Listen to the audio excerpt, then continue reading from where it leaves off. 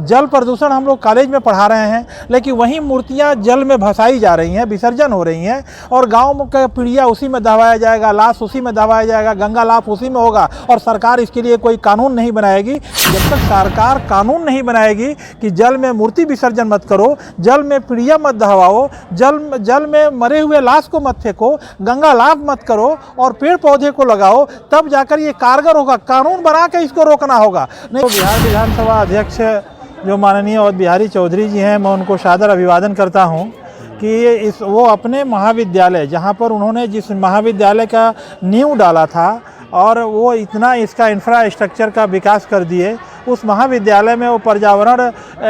पर एक विषय वो सेमिनार था, उसमें आए हुए थे और बहुत अच्छा उन्होंने स्पीच दिया, भाषण दिया कि पर्यावरण को बचाया जाए। और उन्होंने कहा भी कि save water save life, save environment save life. और उन्होंने जो इंग्लैंड, मोरक्को और घाना का हाल ही में दौरे से इंग्लैंड वो लौटे हुए हैं, उस दक्षिण अफ्रीका से भी उन्होंने सारी अनुभव को शेयर किया और कहा कि भाई वहाँ के लोग पर्यावरण के प्रति इतना डिवोटेड हैं, इतना समर्पित हैं कि कहीं गंदगी नाम की चीज़ नहीं थी। और वो दक्षिण अफ्रीका में घाना में हमने बापू का स्टैचू देखा दूसरे दिन और वहाँ जाकर माल्यार्पण किया, तो उनके अंदर जो दर्द उद्गार हो रहे थे, वो ऐतिहासिक भाषण था पर्यावरण पर कि इस तरह का अगर सरकार प्रोग्राम चला रही है। माननीय नीतीश कुमार मुख्यमंत्री बिहार सरकार के हैं और उन्होंने जल जीवन हरियाली प्रोग्राम चलाया है, तो वास्तव में अगर पूरे दुनिया को, पूरे पृथ्वी को बचाना है तो जल जीवन हरियाली को बचाना होगा, तब जो है मानव जीवन बच पाएगा। अब एक ही अफसोस रह जाता है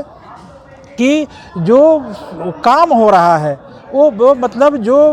शासन प्रशासन से जो काम होना चाहिए, जो राजनीतिक मुद्दे पर काम होना चाहिए, वो ज़मीनी हकीकत कुछ अलग है। जैसे हम लोग जल बचाने की बात करते हैं, लेकिन आखिर जल को प्रदूषित कौन कर रहा है? जल प्रदूषण हम लोग कॉलेज में पढ़ा रहे हैं, लेकिन वही मूर्तियाँ जल में भसाई जा रही हैं, विसर्जन हो रही हैं और गाँव का पीढ़िया उसी में दबाया जाएगा, लाश उसी में दबाया जाएगा, गंगा लाभ उसी में होगा और सरकार इसके लिए कोई कानून नहीं बनाएगी। जब तक सरकार कानून नहीं बनाएगी कि जल में मूर्ति विसर्जन मत करो, जल में पीढ़िया मत दहवाओ, जल में मरे हुए लाश को मत फेंको, गंगा लाभ मत करो और पेड़ पौधे को लगाओ, तब जाकर ये कारगर होगा। कानून बना के इसको रोकना होगा। नहीं तो भाषण में और किताब में तो बहुत सारी बातें छापी गई हैं। तो माननीय अवध बिहारी चौधरी जी हम लोग के गार्जियन हैं, उनसे भी मैं हाथ जोड़ कर निवेदन करूंगा, याचना करूंगा कि महामहिम के कलमों से कानून बने कि जल को कोई प्रदूषित मत करे, वो पृथ्वी को कोई प्रदूषित मत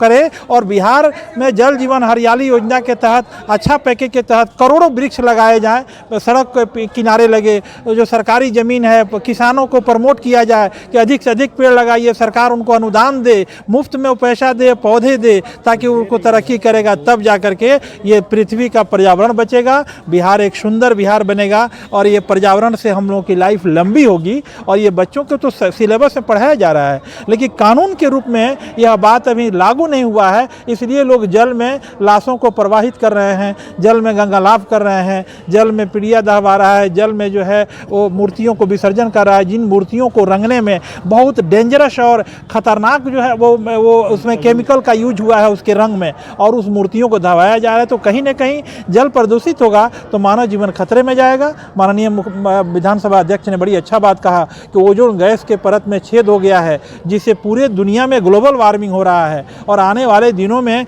मानव जीवन ही अस्तित्व का खतरे में हो जाएगा, ये पृथ्वी ही खतरे में आ जाएगी। इसलिए मैं उनकी भूरी भूरी प्रशंसा करता हूँ, सराहना करता हूँ कि उन्होंने जो वायुमंडल को बचाने की बात किया, पर्यावरण को बचाने की बात किया, 100 पुस्तकों के बराबर उन्होंने 1 घंटे के भाषण में बहुत सारा व्याख्यान दिया। जितना 100 किताब पढ़ के ज्ञान मिलता, उतना 1 घंटे के अंदर उन्होंने पर्यावरण पर दिया। ये उनके लिए बहुत बहुत हम लोग आभारी हैं, वो हमारे गार्जियन हैं। सीवान के विकास में अवध बिहारी चौधरी चूँकि वो सदर विधानसभा के